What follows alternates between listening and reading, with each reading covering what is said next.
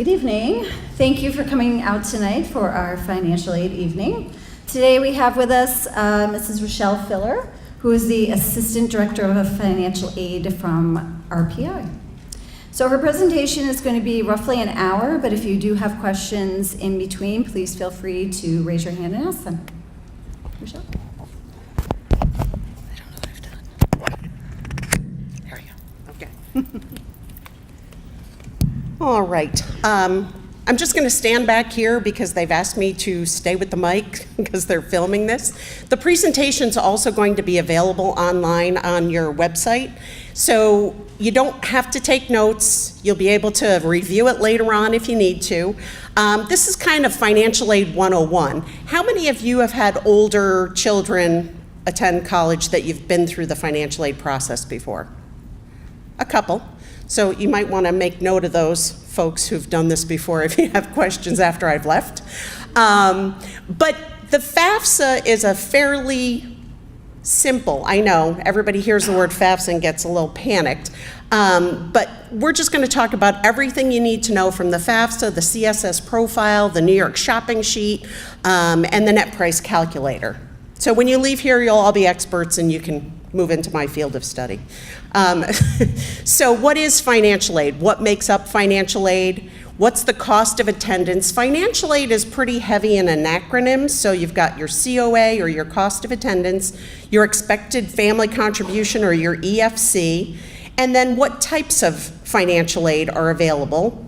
The free application for federal student aid is all that you need to do for all federal aid. We'll talk about special circumstances because I know especially now that we're using the prior year's income, there are more special circumstances, the Css Profile, and as I said, the net price calculator. So financial aid is all of the sources of money to pay for college. So it's grants, it's scholarships, which are free money, but it's also loans and work. And it's used to cover the direct cost, which is the tuition fees, room and board, books, supplies, personal miscellaneous expenses, but also the indirect costs. We know that there are expenses for buying shampoo and soap and laundry detergent and going home every now and again. So those are some of the other indirect costs. And the cost of attendance can vary widely from one school to the other based on the components that go into the cost of attendance. So the Fafsa will determine this EFC, or your expected family contribution. Anybody who's filled out the Fafsa before and had an EFC, how many got that number back and went, yeah, that's about right? You notice no hands. Most people fill out the Fafsa and they get that EFC and they're astonished what that formula has generated as what their family should be able to pay towards college. So it's the same regardless of what college you go to. The federal EFC is the same whether you go to Hudson Valley, a SUNY school, or a private school like RPI, all three of which have very different costs of attendance. There's two components. There's the parent component and the student component. So on the Fafsa, there's a section for the student to complete and a section for the parent to complete.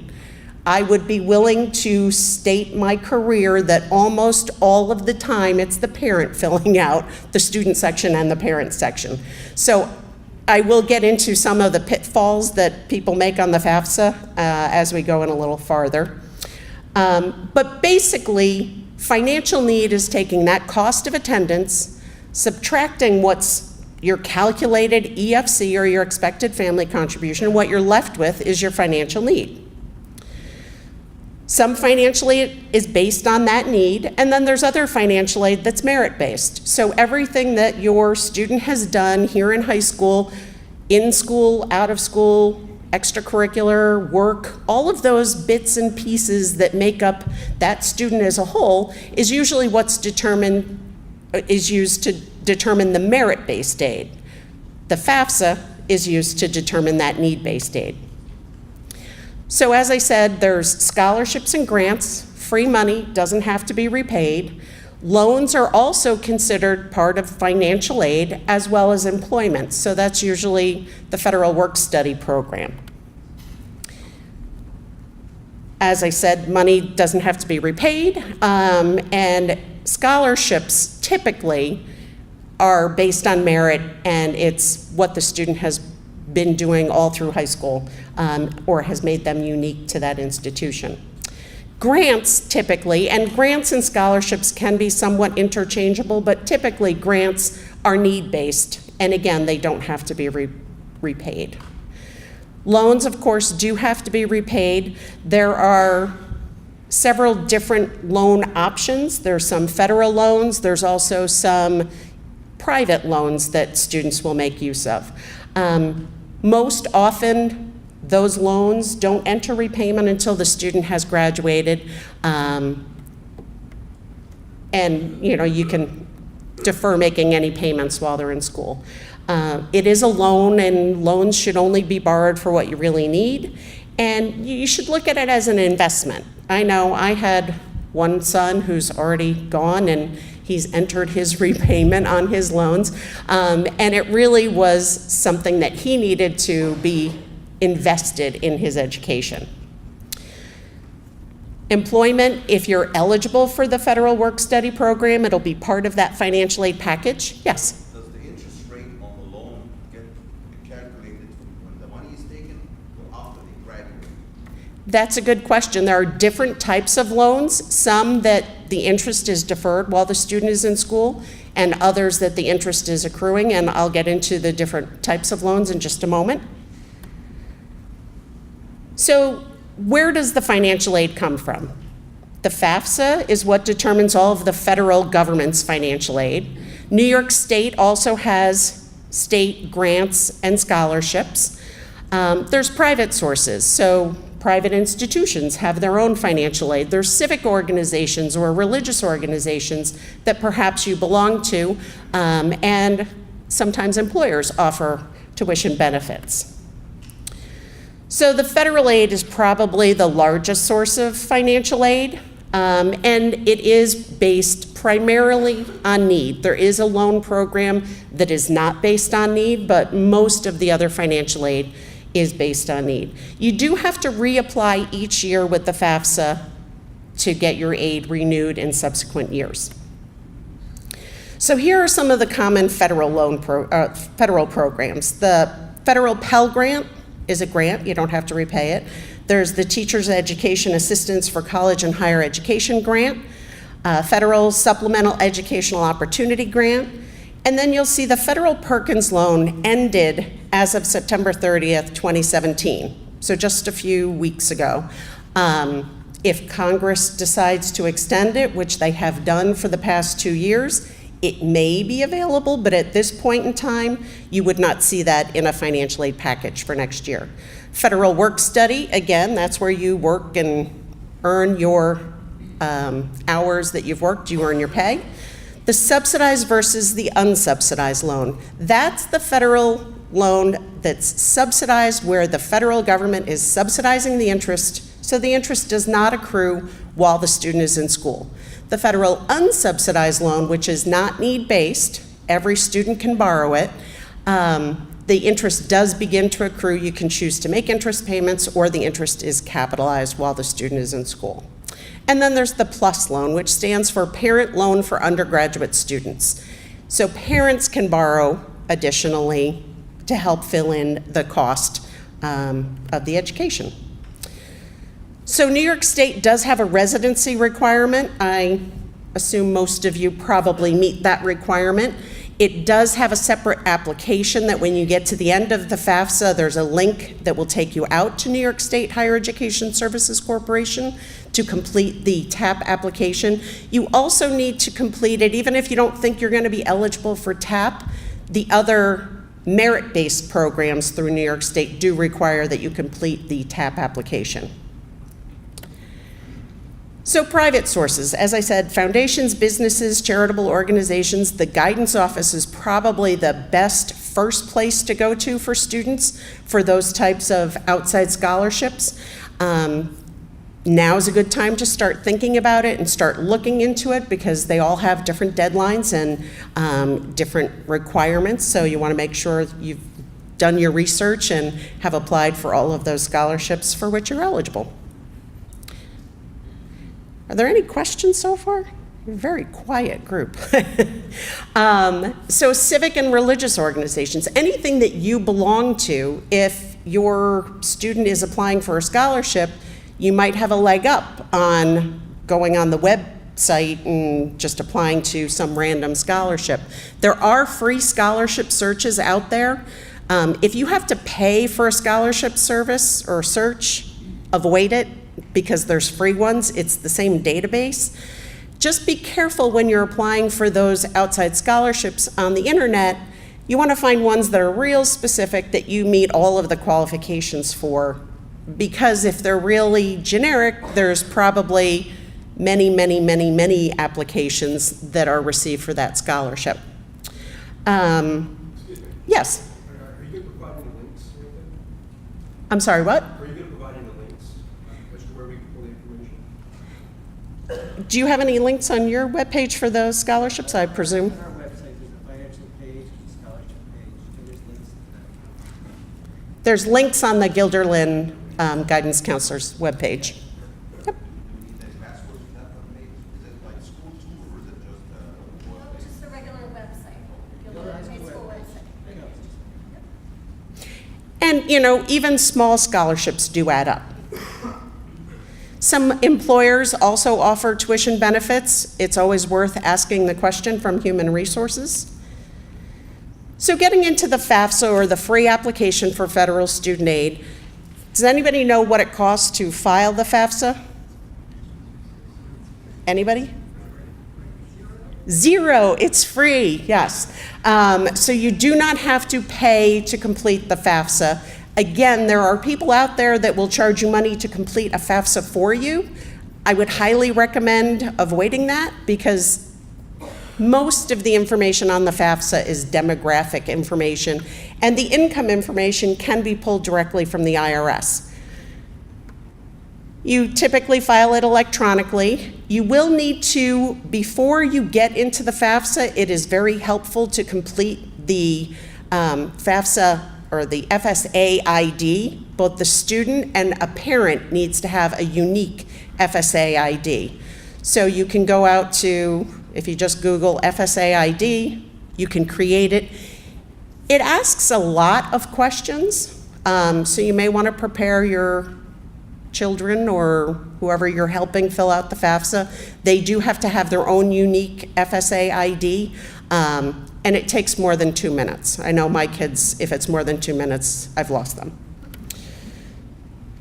So this information that you report on the Fafsa is what's going to be used to determine that EFC, or the expected family contribution. And colleges will use that in determining their need-based aid. So previously I said it's the same EFC whether you go to Hudson Valley, a SUNY school, a private college, in New York State, out of New York State, anywhere. It is the same. What's different is the cost of attendance. You can start filling it out now. It became available October 1st. You want to check with the colleges your students are applying to and complete the Fafsa by the earliest deadline.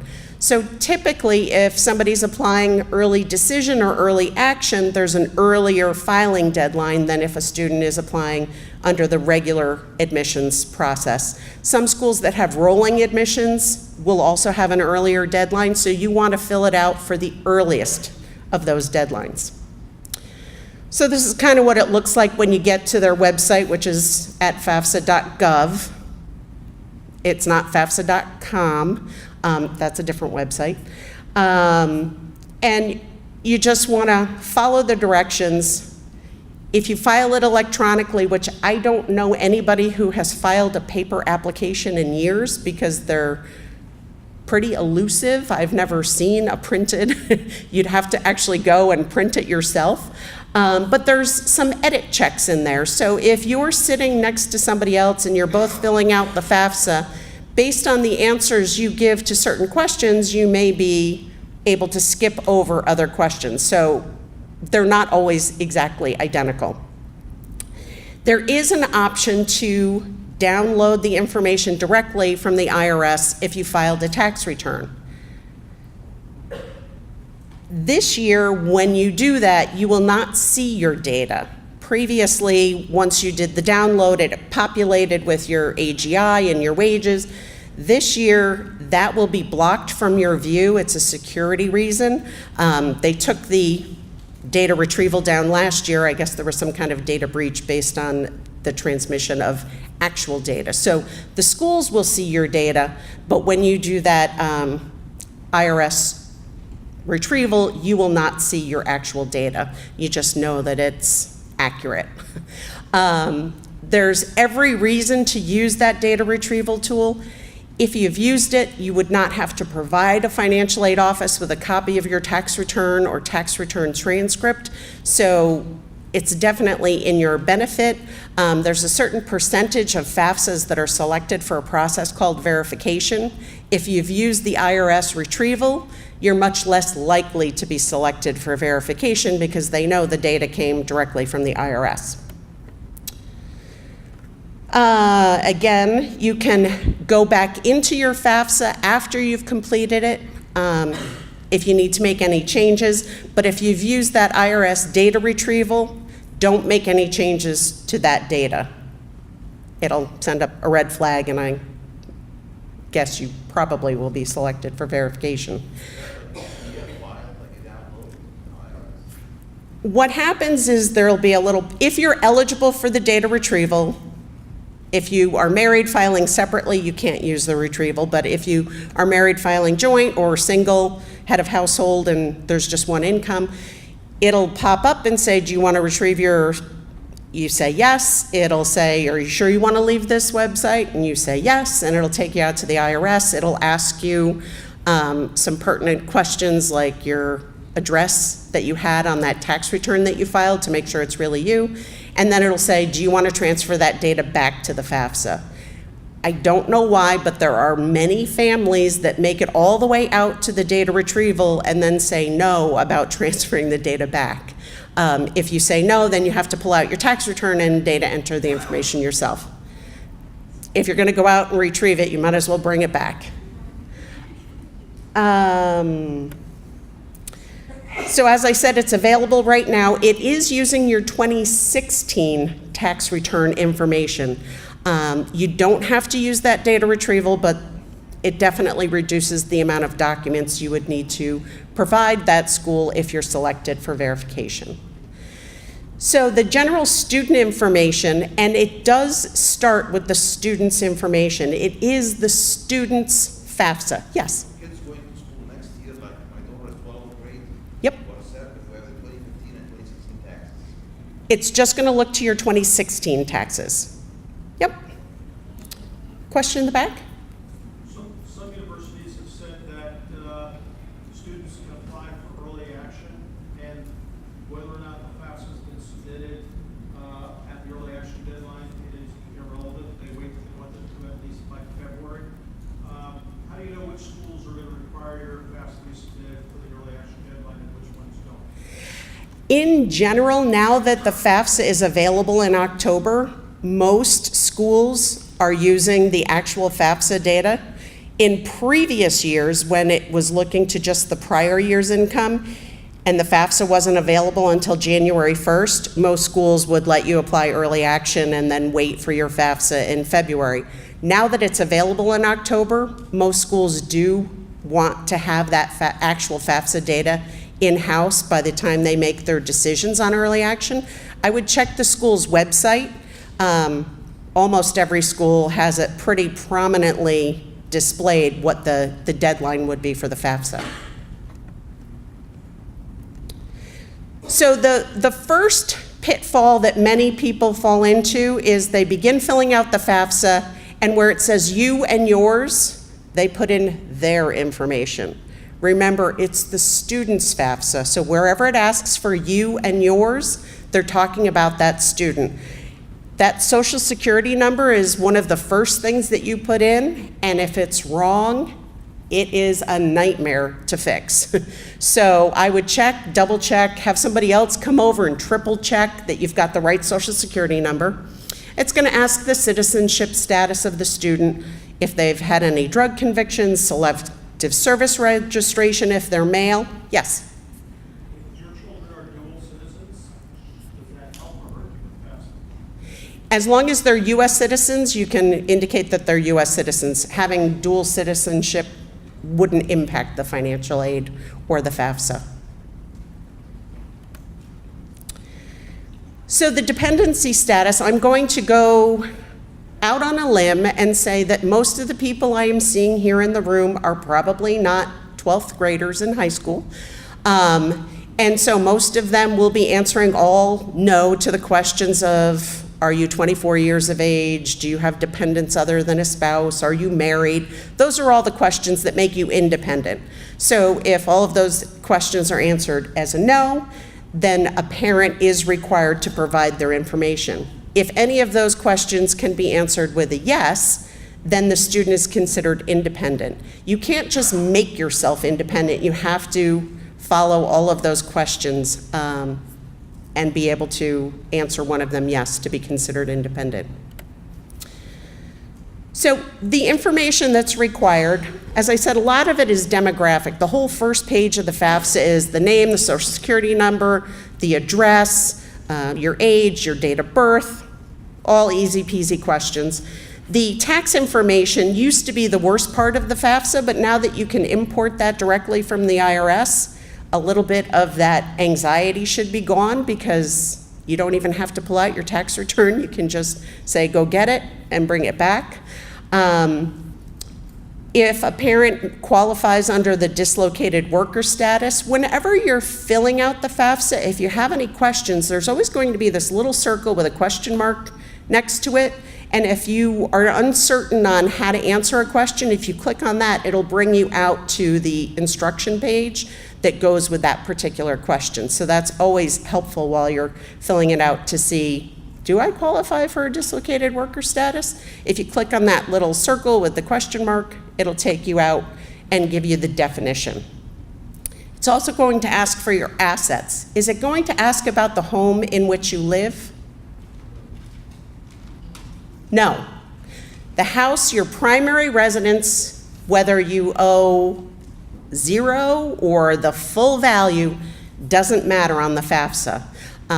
It's just looking at your other assets, your cash savings checking accounts, if you have any other investments, stocks, bonds, those sorts of things, and any other property that you own that you don't use as your primary residence. That's what your assets would be on the FAFSA. Yes? Is it the assets for the 2016 tax year, or is it the assets for now? That's an awesome question.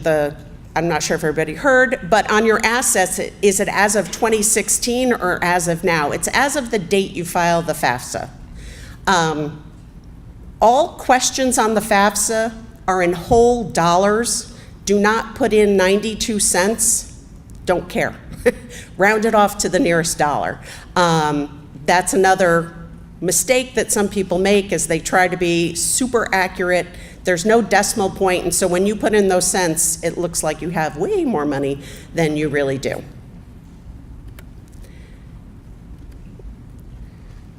Yes? Would that be just your assets and say savings, or would it also be the student?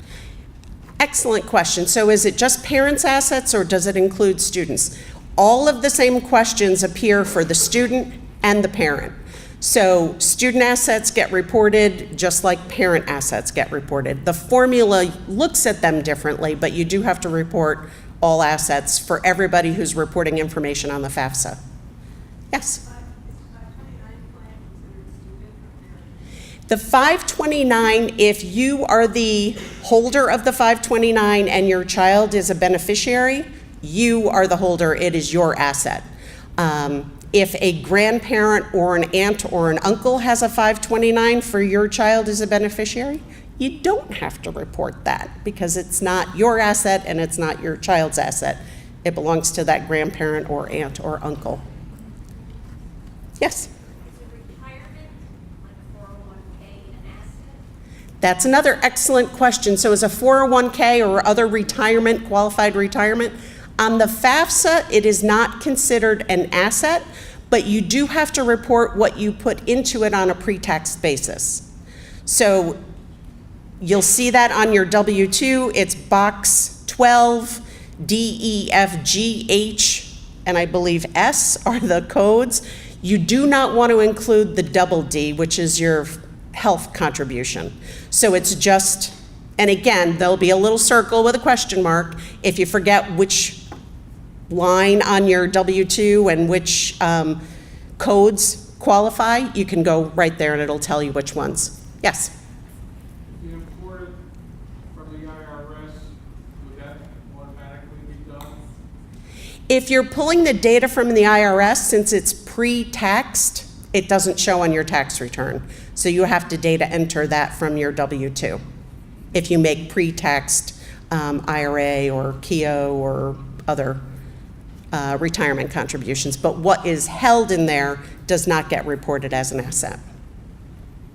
Yes? So the retirement contribution for people who are self-employed, basically 50% employee and 50% employer, do we enter half that amount because it's one payment, but it's representing both, but the matching comes from the employer.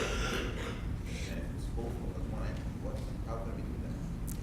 So if you're employed, it'll be on your W-2. If you make pre-tax contributions from self-employment, you would just have to report that. Yep. In the back.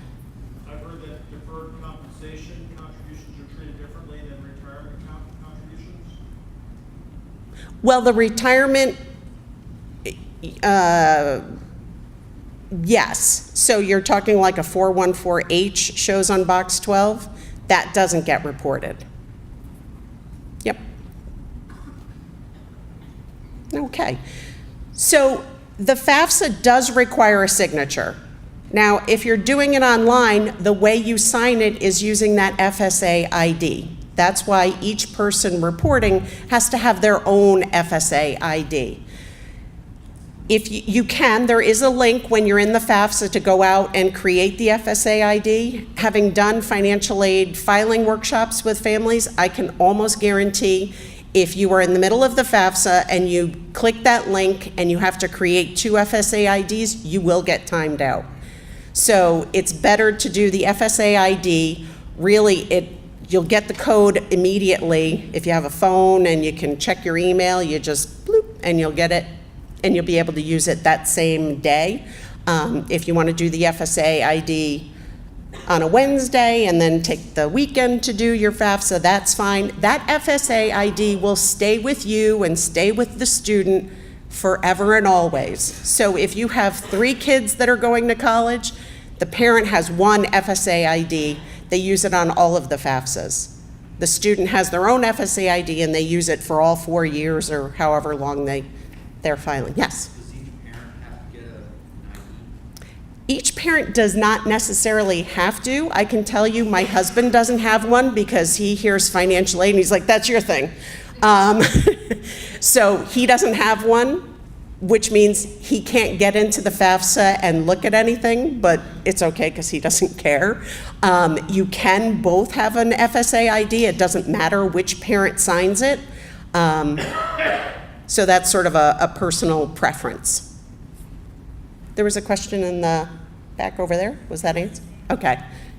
So if the parents are divorced, then who's filing? The FAFSA? Yes, or should it be both? No, it should not be both. If parents are divorced or separated, living in separate residencies, whomever the child has lived with most in the last 12 months is the parent who would file the FAFSA. What if that's different than who claims the child as a dependent? It doesn't matter who claims the child as a dependent. It's with whom the child lived with most. Now, if it's an equal 50-50 split, which it happens, and there's really no way of determining how many days here and how many days there, It's whichever parent provides the most financial support. I used to say support, and then people are like, well, are you talking emotional or financial? It's whoever provides the most financial support. So that's the FAFSA. We'll get into the profile in just a minute, and it's the same, but a little bit different. Yes? Can you make changes on your FAFSA? Absolutely, you can make changes. The FAFSA will allow up to 10 schools to get the information on its first pass.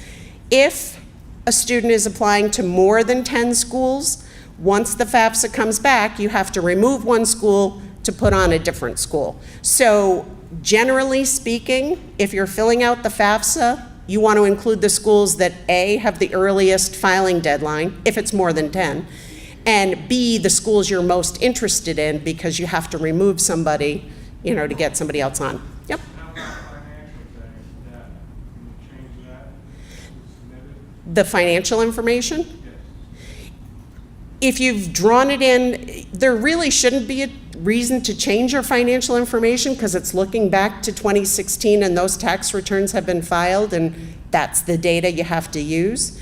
The assets should be as of the day you file the FAFSA. Pay your mortgage that morning, file the FAFSA that afternoon. It's not going to make a big difference, but it is as of the day you file. So you wouldn't want to go back in and keep changing information. Really, once you file the FAFSA, there's very few things that you would need to change. But you can go back in and change. Yes? If you have to fill out the FAFSA for 2 children, can you save all this FAFSA data, or do you have to enter it twice? Sadly, you do have to input it twice.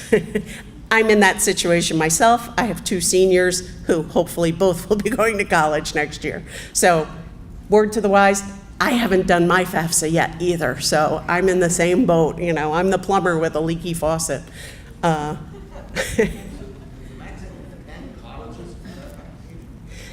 There's only space to include 10 colleges initially on the FAFSA. So if there are more than 10 colleges, once it's been processed, you can go back in and replace whichever schools you're least interested in with the next however many schools. Yes? That means that the other ones that were removed, the application went in or it's withdrawn?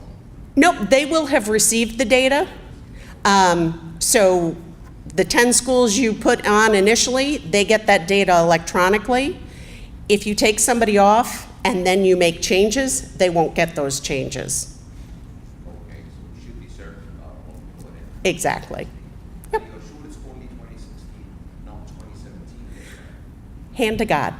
It's 2016 data. Yep. There's income that wasn't included in taxes, like, say, social security benefits.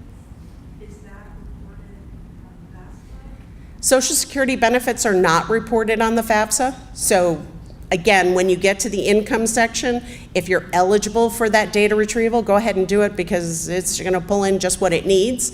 But if you have any questions, Things like child support are. child support is a question that's asked and you do have to enter that. Yes? What about a child's social security? Does that have to be entered under their savings? Only what they have in their savings account, but not what they receive. But if it's from social security, you have to include that. Correct, if it's in a savings account. Mhm. So once you get to the signature page, if you have the FSA ID, you input that and your user password, and you've signed it. Again, you want to make sure that both the student and the parent have signed it. So some of those frequent errors, as I said, Social Security number is first and foremost, very difficult to get that sorted out. A situation where somebody's divorced and then remarried, if you are remarried, both parents, natural and step, need to report information on the FAFSA. So even if that other parent says they're not, contributing because it's not their kid, FAFSA says don't care. both parents in the household have to report information. Untaxed income, so any untaxed income, as we talked about, the contributions to IRA on a pre-tax basis gets reported. The US tax is paid, again, if you're downloading it from the IRS, it will pull the correct information. If you're data entering it yourself, be certain that based on whatever tax return you filed, you're using the correct line from your tax return. The household size is everybody that is in that household that those parents are providing more than 50% of their support. So if somebody's in college, you're providing more than 50% of their support, even though they're not physically probably living with you most of the year, but that's the household size. Yes? For untaxed income, untaxed pensions, do they get included? Yep, what you contribute on a pre-tax basis. Pensions that you're receiving? Oh, pensions, yes. Untaxed pensions do get reported as other untaxed income. Even if they're not on the IRS? Correct. Yep. So the number of household members in college, that cannot include a parent. Even if the parent is in college, the Fafsa says, nope, don't want to know about it. So it's just dependents in that household in college. And the other real estate, not the house that you live in, but any other real estate or investment net worth. So if you own some other piece of property and you have a mortgage against it, take the value, subtract the mortgage, the net worth is what you should report. Yes? I already filled this out with my daughter. This is our project Monday. And that one question, number of household members in college, we've had to read like 10 times. My daughter, who's going to college next year, was included as one. Is that correct? So that's one. Yep. But we're including her as a household member in college, even though she's going to school to be in college next year. She's not in college this year. Correct. It's as of July 1st, 2017 through June 30th, 2018. That's the number in college. So it's, if you're filling out a Fafsa, it has to be at least one, because why would you fill it out otherwise? But she's not in college this year. She's going to be in college next year. We're filling out FAFSA now. Correct.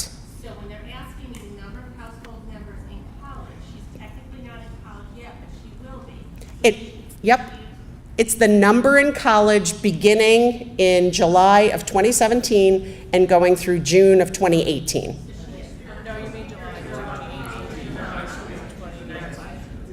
Yes. Sorry.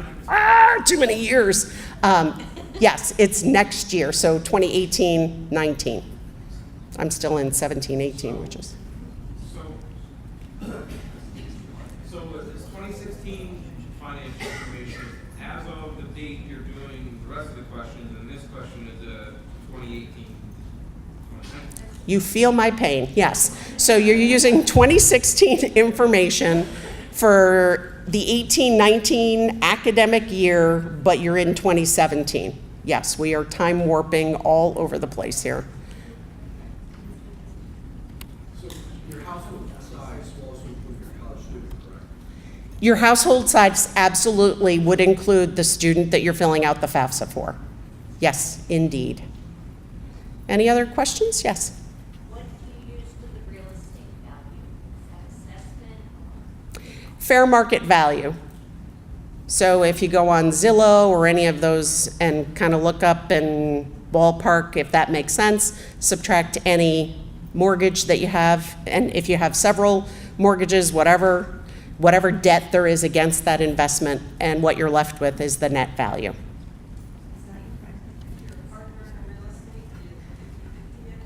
Yep, if you are partnered with somebody else and you own 50%, then you put 50% of its net worth. Yes? If you have a parent living with you, and you pay over 50% of support, is that, but I don't pay my mother on my taxes, is that considered dependent or not? So the question, I'm just gonna say it so those people can hear.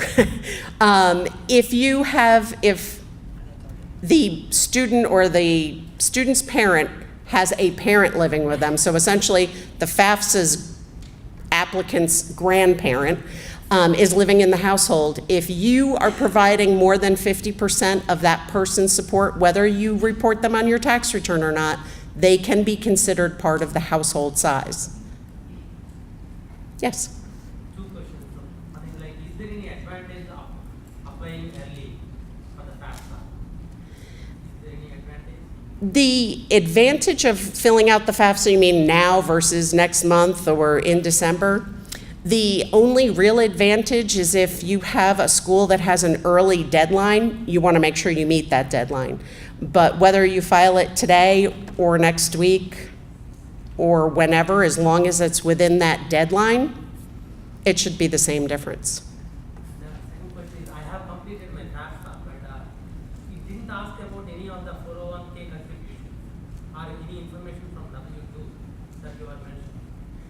It probably did. It fell under untaxed income, and then there's several questions like the untaxed pension falls in there as well. I can tell you many, many, many, many families miss it. We catch it because people read it better on the profile, but you are required to report that. So you can go back into the FAFSA using your FSA ID and enter that, and then the schools will get that updated information. So even though retirement is something that's not going to see impact anybody right now, is it impacting your decision, financial decision, that there's more retirement money than less? So what you have saved in your retirement account doesn't get reported on the FAFSA. It's just what you're contributing on a pre-tax basis. Yeah, I thought you said it was the annual contribution.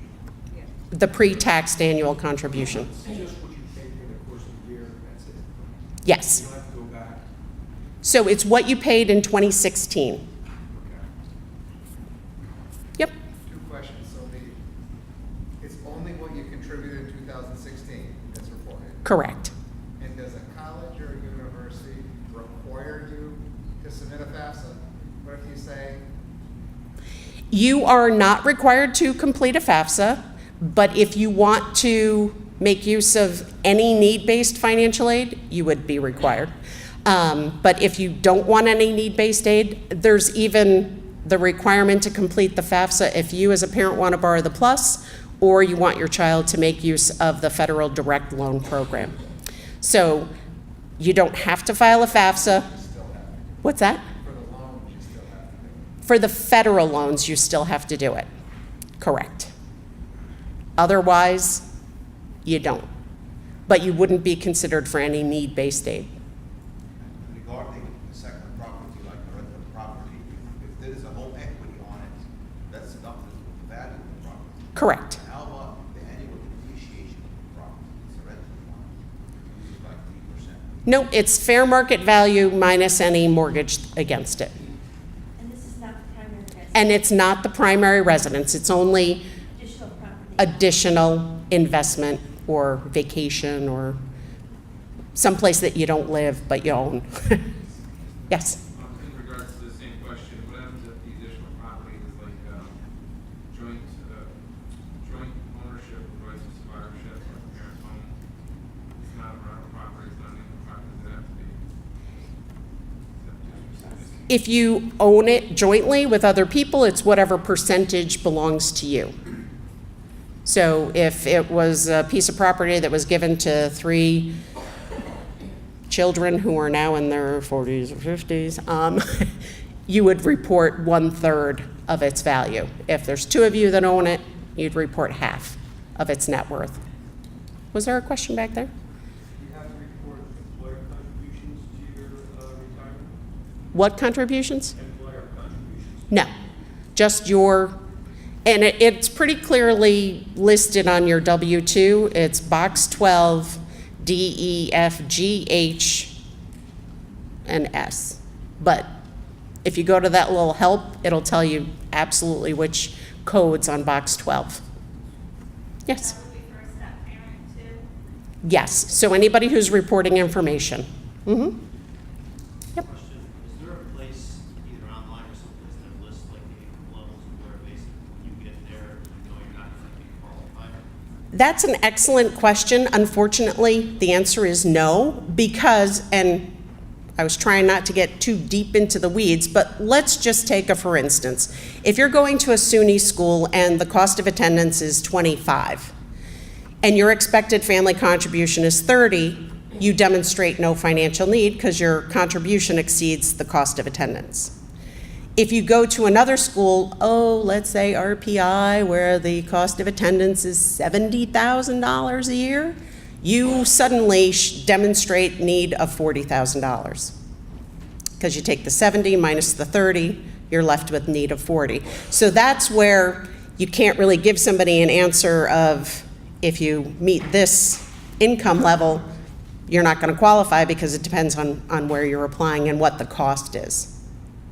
That's different, like Excelsior scholarships, though, right? That's cap on. The Excelsior Scholarship for New York State CUNY schools does have a cap, and that's pretty hard and fast. Any other questions? What if the money you make in the 16 is more than what you're making now and forever? Then you retire. So, another excellent question. If what you made in 2016 is greater than what you make now and will be making from here on out, that's considered a special circumstance, and you have to reach out individually to each college to let them know you've had a change in income from 2016. That's the downside of using that prior year's income, is that it's not always accurate for families, but it does allow you to complete the FAFSA earlier with actual information. So each school will take that information into consideration and use it as they will under professional judgment. Yes? What if you work at a university and qualify for tuition exchange? Does that get applied? Or reported in here, or how does that work? On the FAFSA, it does not get reported, but the schools would need to know about it. It's considered an outside resource. Okay, so you just let the schools know. Right, the Css Profile will ask you. Oh, look, the Css Profile. The CPS, or the Central Processing Center, gets all of the stuff that you've reported, and that's where they send it out to schools. You will get the student aid report. The schools get what they call an ICER, and that's how they review and determine eligibility. Once you get that student aid report, you want to make sure you review it for accuracy. Again, if you've imported your tax information from the IRS, you will not be able to see it. It will just say imported from IRS. You'll know it's correct because it was imported from the IRS, but you won't be able to see the figures. But how many extra minutes it takes to enter our voter information than 40? It's not that difficult, right? It's not that difficult, but if you data enter it, there is a greater likelihood you'll be selected for verification, because you could have made a typo, you could have used other information. I'm not saying people lie on the form, but I think that's why they have this data retrieval, because information was not accurate. And if it's retrieved, you're 100% sure it was retrieved correctly. If you retrieved it and it pulled it in, 100% accurate, because it asks for your social security number and the address you lived at when you filed the tax return. So absolutely, it's accurate. Even though it masks social security numbers, it's not going to show like the AGI. It will not show any of that imported information. Is that only this year?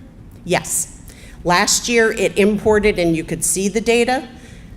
That's where they had some data breach or something, and that's why they took it down for this year. And that's why moving forward, you'll just see imported from IRS.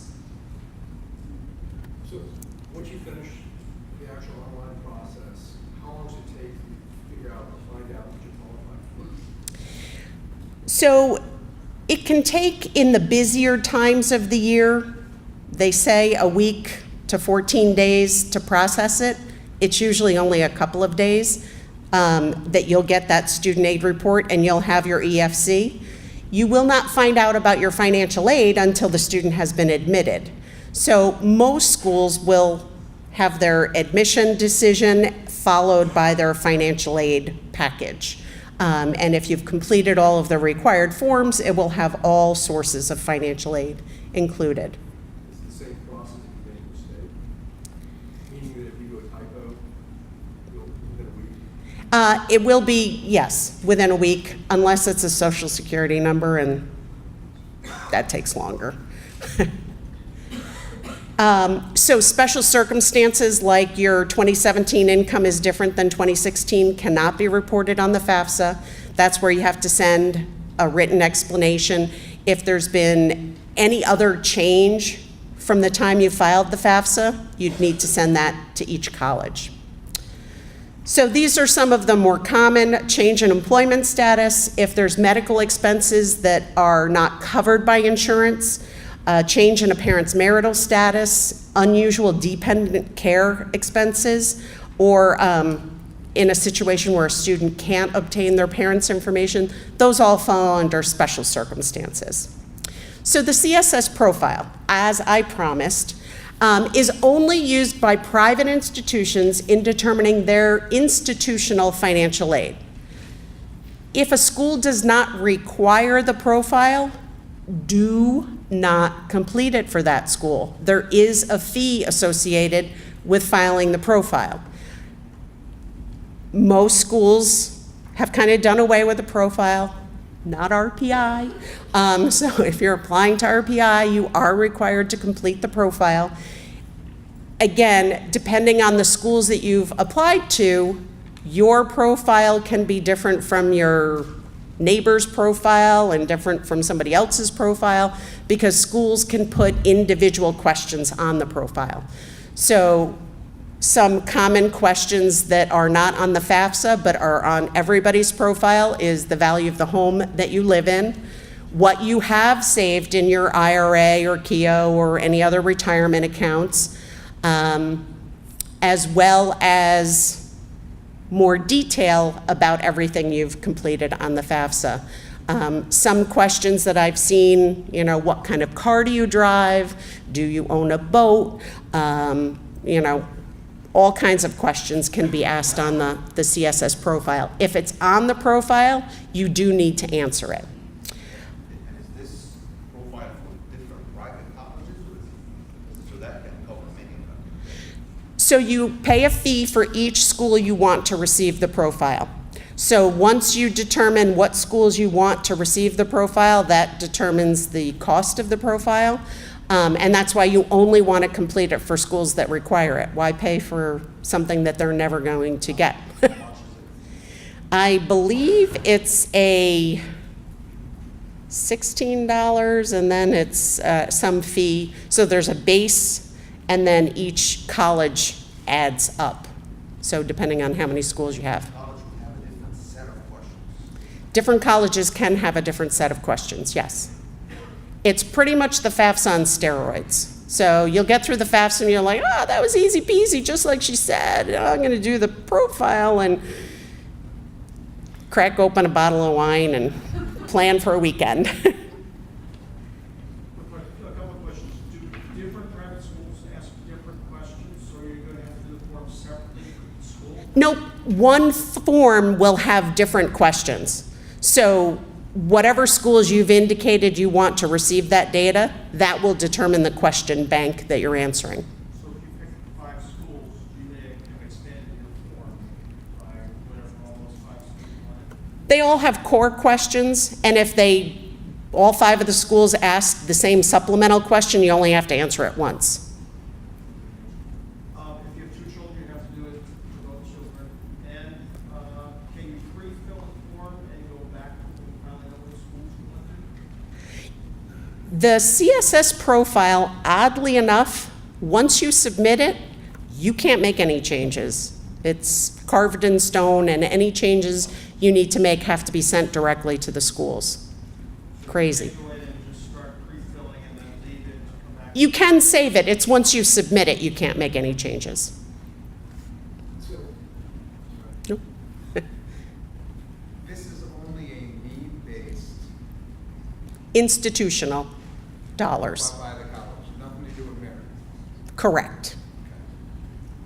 and only if it's required. I cannot stress that enough. Check all of the schools that your children, sons, daughters, other students are applying to. If they don't require the profile, you can skip this and go directly back home. So if a student is choosing a private school, do they have to fill out the Fsa, or do they have to fill it? The Fafsa is required for everywhere.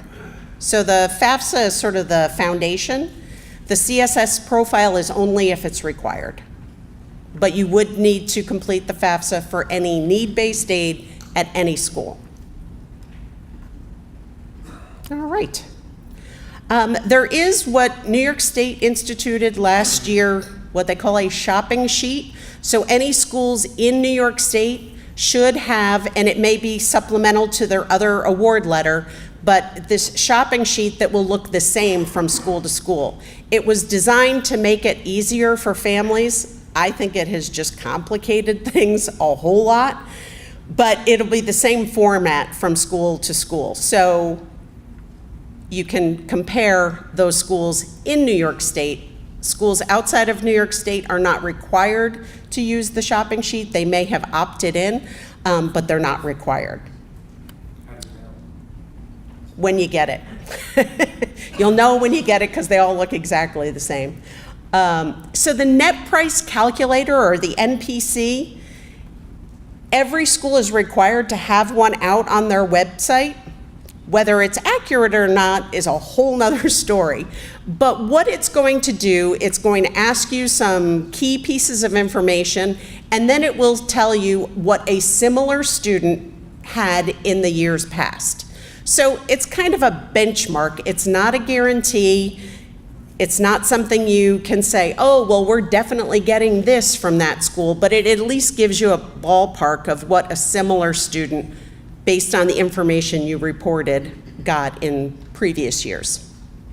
Yes? But this compares the need-based, not the merit-based. So how would that? The net price calculator will include both. It'll include everything. Yep. And it'll give you what a similar student paid in a prior year. So again, it's not a guarantee, but it's just a sort of a ballpark. It should be a detailed calculation for somebody to explain their merit capabilities. Again, it's however the school set up their net price calculator and what questions they've included in their calculation. It doesn't take into account everything that's reported on the admissions application or the Fafsa. So it's just asking for a couple of key pieces of information, which is why it's not a guarantee or even necessarily 100% accurate. That is all I have for you formally about financial aid, but I am happy to answer any other questions you may have. And if you don't feel like asking them here, yes? About non-need-based loan options, what are like, I mean, there's federal direct loans, right, and parent plus loans. Yep. What other types of loans are available, and are they student loans or parent? Excellent question. So the question was, what other non-need-based loans are there? So under the federal programs, the federal unsubsidized loan is not need-based. In the freshman year, you can borrow up to $5,500. If you qualify for a need-based loan, 35 of it could be subsidized. The other 2,000 would be unsubsidized, but you can borrow 55 unsubsidized. If you don't, An annual 55 or is it? freshman year it's 55, it goes to 65 in the sophomore year and 75 in junior and senior year. The PLUS loan is not need-based. The PLUS can be the cost of attendance minus the financial aid. So you can use the PLUS loan to cover that expected family contribution and any unmet need. Then there are private loans that can be used not based on need as well. The formula is much like the PLUS. It's the cost of attendance minus any financial aid, and that's what you could borrow. Most of those alternative loan programs, most often the student is the borrower, but they do require a credit-worthy cosigner. A cup. From banks, credit unions, just.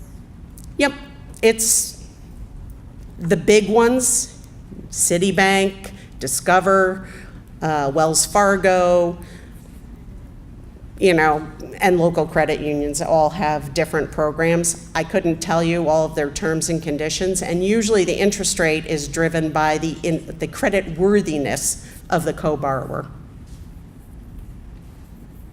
What type of interest rate are you looking at in the private loans and the federal loans at this point? So the Federal Plus caps out at 7%. That's what it's at this year. Each July 1st, the interest rate is recalculated. Currently, the federal direct, both subsidized and unsubsidized loan carry the same interest rate. I believe it's 4.96%. The Perkins loan, which went away, had a 5% fixed interest rate. But the private loans can vary. You can choose a variable interest or a fixed interest, and again, it's the credit worthiness of the co-borrower that determines that interest rate.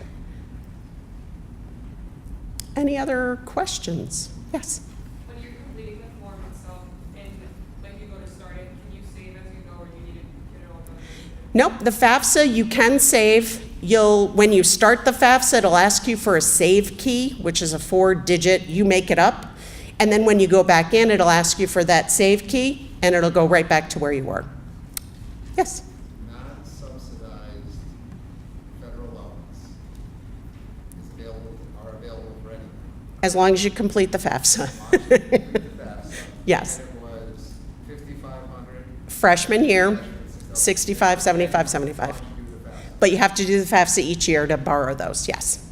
And on the subsidized portion of it, if there is a subsidized portion, the interest is paid by the government, so there's no interest accruing on that loan.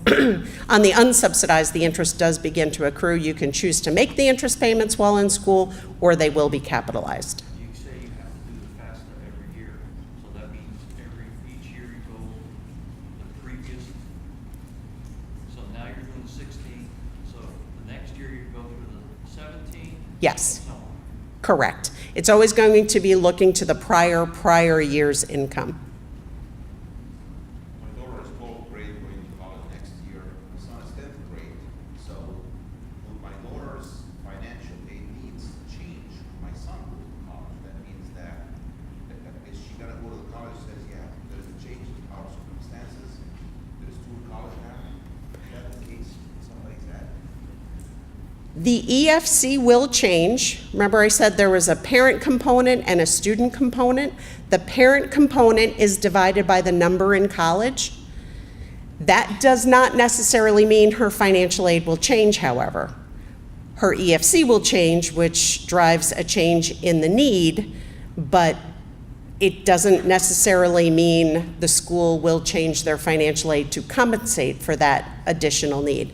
That is a question you absolutely should ask before you make a decision. If that's something you know is coming along, don't make the assumption that, oh, well, when I have 2 in college, I'll get more financial aid.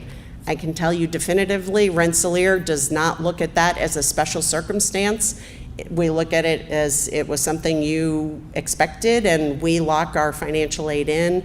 Pretty much what you get in the first year is what we continue to provide, unless there's an unusual, unexpected change in your family circumstance. When you say that the EFC will change, is that an automatic change or something you have to? Nope, it's automatic. It's going to take the number in college. So right now you have 1 in college, so whatever the parent contribution is, let's say it's $20,000, it's all for this 1 child. When you have 2 in college, it's 10 for this kid and 10 for that kid.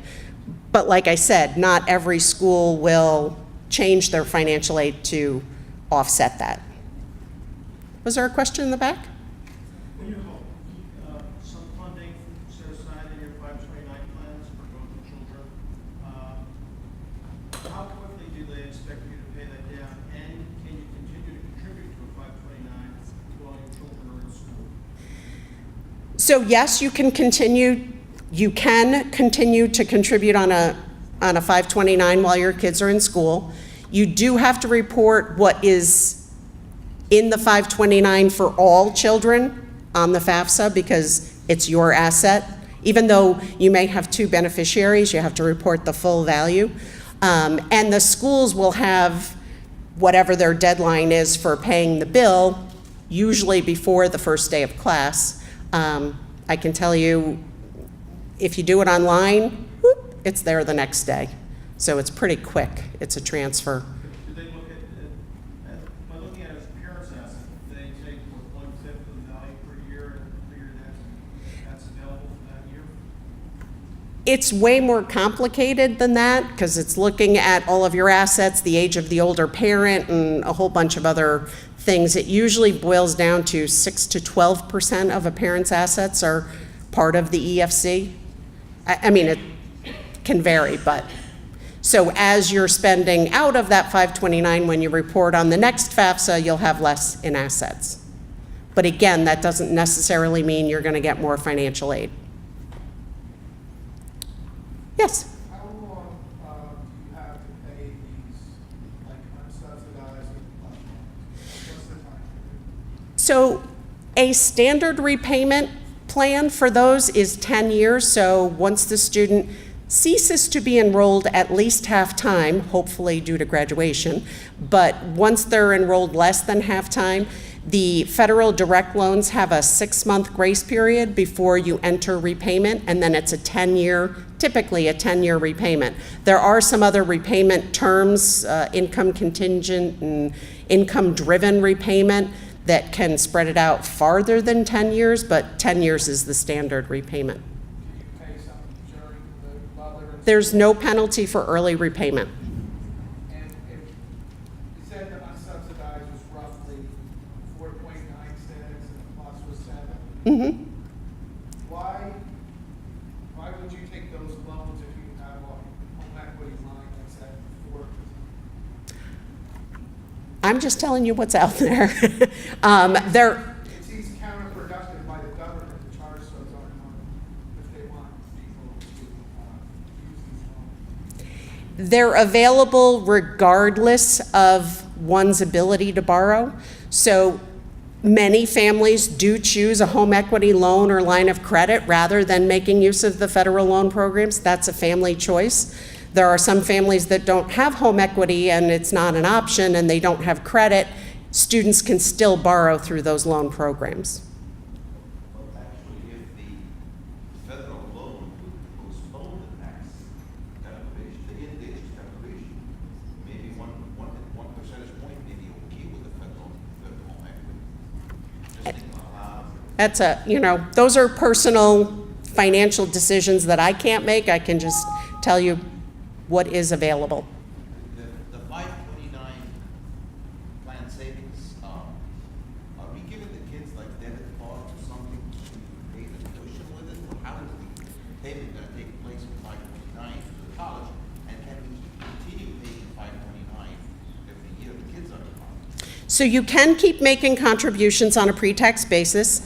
When you want to pay those funds, you can either choose to pay yourself and then pay the college, or you can choose an electronic transfer. If it's within New York, if it's an accredited institution, I can almost guarantee they already have a funds transfer set up, and it just goes electronically. I know we used it for my son. He lived off campus, and we still used it for his living expenses. So we paid ourselves and paid the. You just have to document that you're using it for eligible education expenses, which living expenses fall under the cost of attendance. And the educational expense, does it have to be like an institution inside the United States or outside the U.S. as well? Let's say there's a semester, for example, in the UK or something like that. Now you're out of my area of expertise. I would check with higher ed who manages the 529 in New York State. The question was, can you use a 529 for schools outside of the United States, like if you're doing a study abroad? Most study abroad, you're paying tuition in the United States, even though they're studying elsewhere. But if somebody takes a leave of absence and then goes and studies abroad, I just don't know the answer. I'm not going to give you misinformation. Yes? So my question is, you want to include more colleges? You said only 10 colleges, but what happens if you want to include more than 10? So if you have more than 10 schools that you're applying to, you complete the FAFSA, put the top 10 on the FAFSA, send it off, it'll get processed, you'll get that student aid report back, you'll get an email as long as you put your email on the FAFSA. Then you go back into the FAFSA and you remove some schools and replace them with other schools. Yep. And with 529, 2 kids, months can go from one kid to the other. You can change beneficiaries, yep. Do you have to actually apply to college before putting them into FAFSA? You don't necessarily have to have your applications into the colleges. If they can't do the data match because they don't have that information, it kind of hangs out there. I would say, again, you can do it now. You don't have to do it. Now, there's no benefit in completing it in October if you're not applying early decision. If you're applying early decision and you have to have it in by November 1st, then you got to do it in October. But if you're applying to schools that don't require the FAFSA be completed until February, you can wait until you know what schools you're applying to. But you can always add if you change your mind. And if you didn't have 10 to begin with, you can just go in and add a school. Yes? Just have a quick clarification question for myself. On FAFSA, the income that they're asking for is 2016. Correct. But the assets you're declaring are right now as of the time that you file the report. Correct.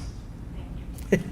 Yep, so it's 2016 tax return information, which should already be completed. If you're using the data retrieval, you'll just grab it. If you're not eligible for data retrieval or you choose not to, you'll pull out your tax return and go line by line and data enter it. But your assets are as of the day you file the FAFSA. Any other questions? I will stick around if you have questions that you don't want to ask in front of everybody else. But thank you for coming out, and hopefully you feel empowered to complete the FAFSA.